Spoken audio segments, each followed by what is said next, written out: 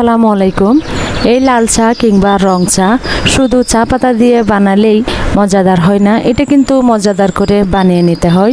চলুন দেখে নেওয়া যাক এই মজাদার চাটি রেডি করতে কি কি লাগছে। চাটা রেডি করতে এখানে নিয়ে নিয়েছি কয়েকটা এলাচ, কয়েক টুকরা তেজপাতা, কয়েকটা নিয়ে নিলাম লং আর কয়েক টুকরা আদা।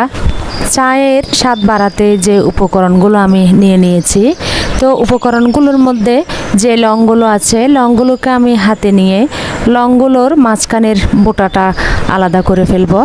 তো দেখতে পাচ্ছেন লংগুলোর বোটা আমি আলাদা করে নিচ্ছি লংয়ের থেকে। চাতে দেওয়ার এই সব উপকরণগুলো আমি ধুয়ে পরিষ্কার করে নিয়েছি। এই লং বা লবঙ্গ যে নামে চিনেন, এই লবঙ্গের থেকে বোটাগুলো সব আমি ছাড়িয়ে নিচ্ছি। এভাবেই লবঙ্গের উপরে থাকা বোটাটা ছাড়িয়ে নিতে হবে। তো দেখতে পাচ্ছেন আমি সবগুলো বোটা ছাড়িয়ে নিয়েছি। এবার ইলেকট্রিক কেটলির সাহায্যে চাটা আমি বানিয়ে নিচ্ছি। তো আমি এখানে কেটলিতে চায়ের পানিটা দিয়ে দিচ্ছি। কেটলিতে চায়ের পানিটা দিয়ে কেটলির সুইচটা আমি অন করে দিচ্ছি। ইলেকট্রিক কেটলির চারপাশটা মুছে নিয়ে খুব সহজেই কিন্তু ইউজ করা যায়। এবার ফুটানো পানিতে লংয়ের বোটাগুলো দিয়ে দিচ্ছি আদার টুকরোগুলো।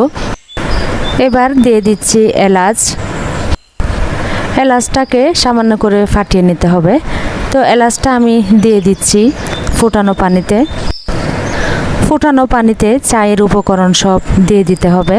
তো আমি এখানে সবগুলো উপকরণই দিয়ে দিচ্ছি আরও তেজপাতা। চায়ের সব উপকরণ দিয়ে পানিটা ফোটানোর পর এবার আমি চা পাতাটা দিয়ে দিচ্ছি। তো রং চা কিংবা লাল চাতে সামান্য পরিমাণে চা পাতা দিতে হয়। চায়ের সব উপকরণ দিয়ে পানিতে বলক আসার পরই কিন্তু চা পাতাটা দিয়েছি। চাটা এবার হয়ে গেছে। তো আমি কেটলির সুইচটা অফ করে দিব। চাটা ঢেলে দেখা যাক চায়ের কালারটা কীরকম এসছে। চায়ের কাপে স্বাদ মতো চিনি দিয়ে দিয়েছি। কেউ চাইলে এখানে সামান্য পরিমাণে লবণও দিতে পারেন। এখন আমি চাটা ঢেলে নিচ্ছি।